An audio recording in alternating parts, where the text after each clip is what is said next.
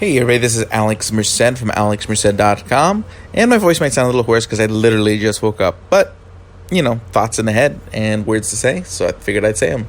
And what I want to talk about today was central planning and property rights, because in my previous episode I talked about Rohan Gray and modern monetary theory, and one of the articles he shared with me afterwards was just about property rights and markets, in the sense that making the argument that even a free market, meaning a market where individuals can exchange goods and services freely, is still requires central planning, in the sense that there has to be a system of property rights. So there must be some sort of central system of central rules of property rights that is enforced through some level of a threat of violence of some sort.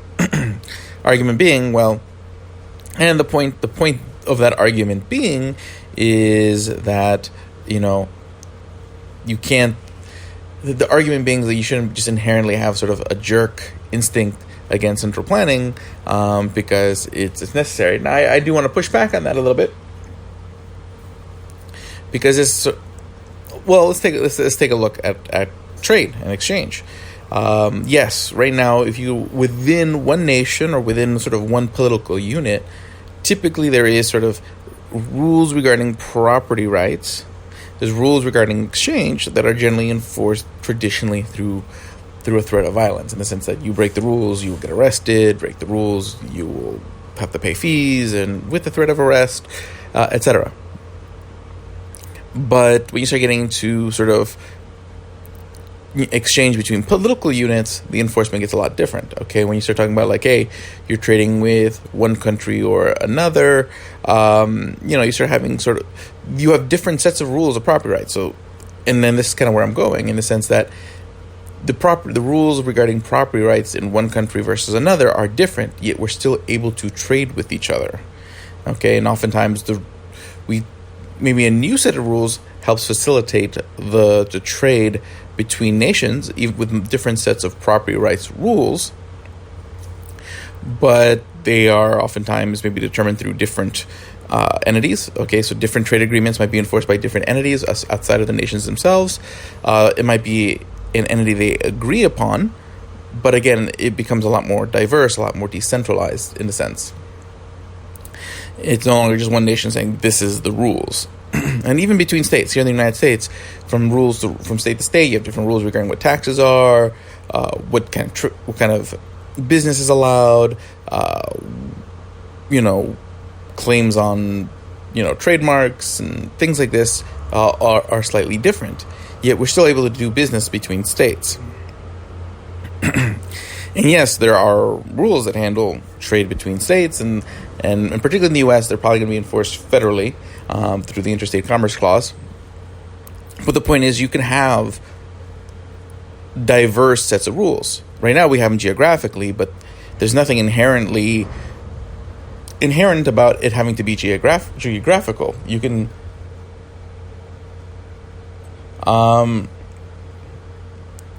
definitely imagine a world where they're not geographical, where there's just different sets of rules that people choose to follow.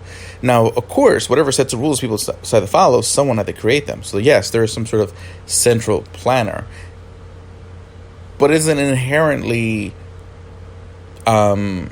enforced through violence. Again, some of these international rules are really just through trade agreement and through punishments that really the threat is just really withdrawal from the agreement. Okay, so basically the fact that one country enforces the rules agreed to by multiple countries is because they want the agreement to stay. And this is the kind of mechanism that a libertarian would imagine would occur in real life, because at the end of the day, the reason why one nation would enforce an agreement is because they're better off being in the agreement. The reason why people would follow the rules, sets of property rules, is because they're better off doing so. So yes, there's going to be someone who designs the rules. This I totally agree with. And it could be a small group of people, it could be a single person, it could be whoever. In what the rules are do play heavily, the idea of free markets, I do agree, don't have a sort of natural conclusion. The idea that if you just waved your wand and all formal institutions were gone tomorrow, that there would just be this sort of natural result of a free market, okay, absent sort of all current states. It could turn out any way, because you just don't know what people are going to do, and different people with different cultures, different circumstances, and geographical issues are going to have sort of different outcomes. I mean, that already happens. But I'm not sold on the idea that there can't be sort of a market for property rights norms, a market for property rights systems that can't coexist, because they coexist geographically now. And I'm not saying there isn't any ever conflicts, but when is there ever a system without conflict?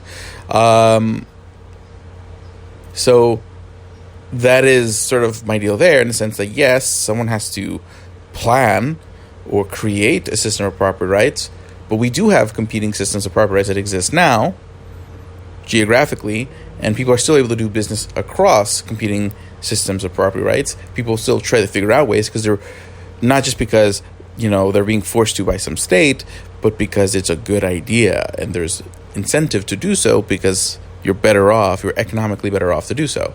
So in the sense that it's just, I just don't see the inherent.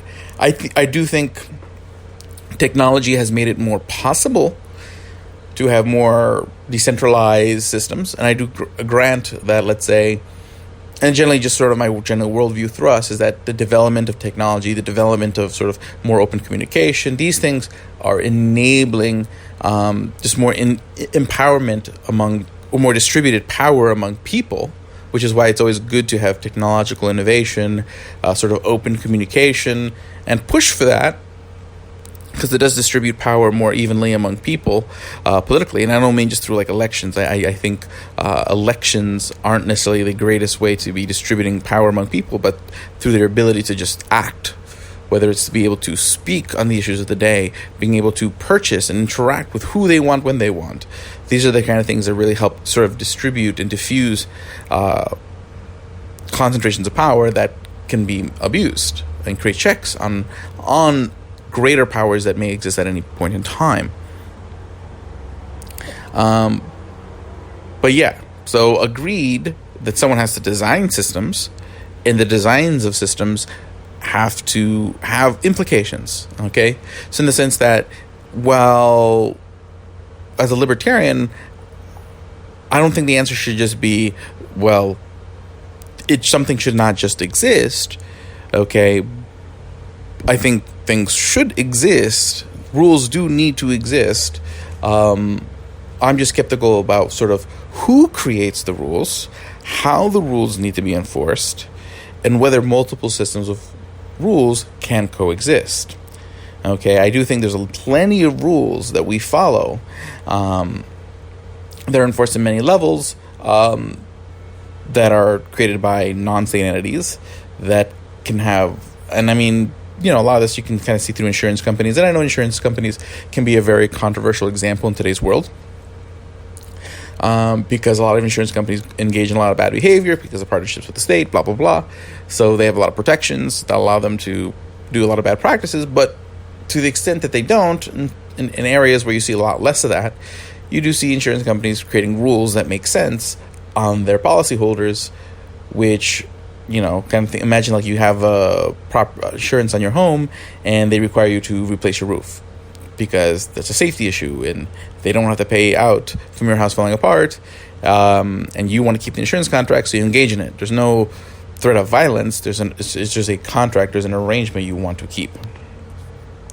So I think there are plenty of incentives for the majority of rules, at least, and maybe possibly all rules, to be sort of formed on much more in a much more decentralized basis. Again, someone does have to create the rules, and what the rules are do affect the outcomes. I just think the world is so complex and situations are so diverse that you do need to create space for as diverse a sets of rules to coexist as possible. Okay, I'm not saying there shouldn't be rules. I'm not saying that absent certain rules, bad things don't happen. The question is, are the bureaucrats necessarily the best people to have rules? Do they have the right incentives?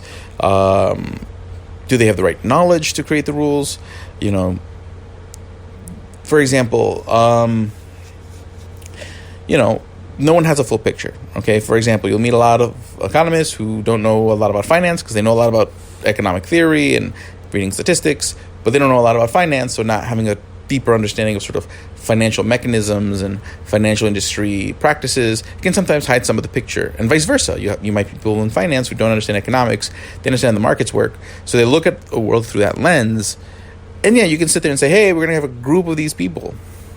But even among people who are experts in any of those particular areas, they have other things that are going to shape their perspectives, experiences, and whatnot.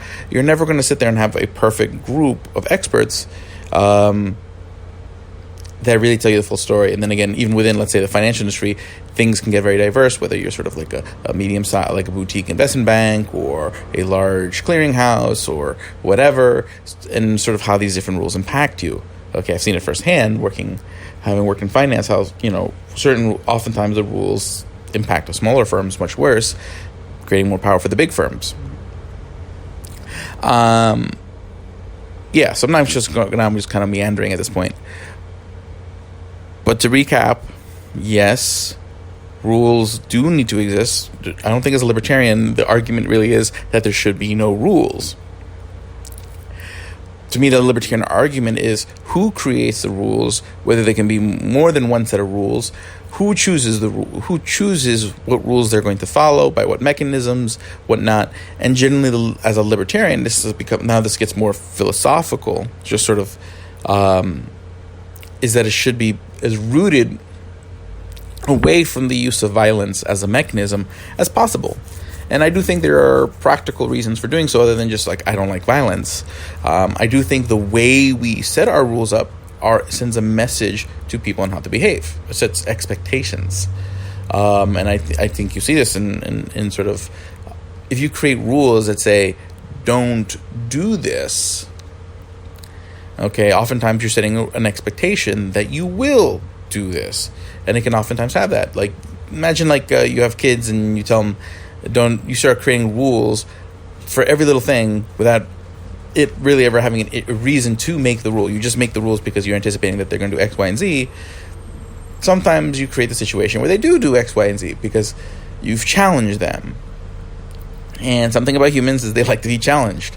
It's just psychological. Also, people have a tendency of sort of fulfilling the expectations that others have around them. Okay, I talk about this a lot on my episodes of Identity, in the sense that if you were a kid who made a joke in class and now everyone labels you the class clown, you're more likely to start trying to be funnier and joke around more often than you probably would have originally. Not because you were originally actually a class clown, but you did something funny, people now think of you the class clown, and now sort of you see yourself as a class clown. And I do think our institutions, formal and informal, have that effect too. So if we create our institutions with so many rigid rules and so many rules that just assume people are going to be corrupt and bad, I do think there's to an extent that actually creates that. And that's sort of outside sort of the economic discussion. So it's not necessarily, I wouldn't consider that necessarily an argument for the case I'm trying to make in this episode, but I think it's a point worth considering. At least in the terms of this discussion, which is purely sort of an economic discussion. So I said a bunch of stuff, and I think there's some coherent ideas in there. Again, I just woke up, so I wasn't able to cobble them together as probably as coherently as it could have at other times. But I'm not convinced, especially since, again, right now you do see a world of very diverse rule sets geographically that have found ways to coexist, and that's not going to change anytime soon, to think that you can have diverse rule sets non-geographically that can coexist and create a even better mechanism for discovering what are the ideal rules. Again, that's one of the great things about markets. People try out different things. You'd still have people who design the rules, but it doesn't necessarily have to be a state. And that's the other point I want to make with technology. I think blockchain creates and talking about how technology can enable people, I do think blockchain creates a new potential for systems of property that can exist independent of the state, because it does, I think, create technologically a method to enforce property rights and keep track of property titles with integrity. And I don't think all the kinks have been worked out yet for like smart contracts, whatnot. But I think it's getting there, and I think eventually that's a real possibility that, property rights is going to be something that's just sort of hard coded in everything how we interact, because more and more we're using technology to interact economically. So in that case, the need for violence and the ease to be able to put barriers and repercussions through, like, let's say, digital lockouts, is becoming more and more a possibility, which means the need for a threat of violence becomes less and less and less. Again, not saying there shouldn't be rules, not saying that there aren't implications on how the rules are designed and what is possible and how systems work and efficient. I also just generally skeptical of complex rules. Complex rules I always find easier to get abused, because the average person just can't anticipate the rules. Like, most people just don't understand the rules when they get complicated, so the public can't necessarily enforce the rules, which means, and then even the bureaucrats don't understand the rules, because they just get so complex. So then it makes it easier for businesses to run roughshod over the rules. So the rules become more a facade than actual barriers. And I think that's a large part of today's regulatory system in the U.S. It's just gotten so complicated. It's more a facade of protection for the consumer than any actual protection. I do generally find simpler rules to be more effective, because you can have more public accountability. Okay, there's never going to be enough resources to have the kind of regulatory enforcement apparatus to oversee an industry where the economic incentives are multiplied 30, 40, 50 times.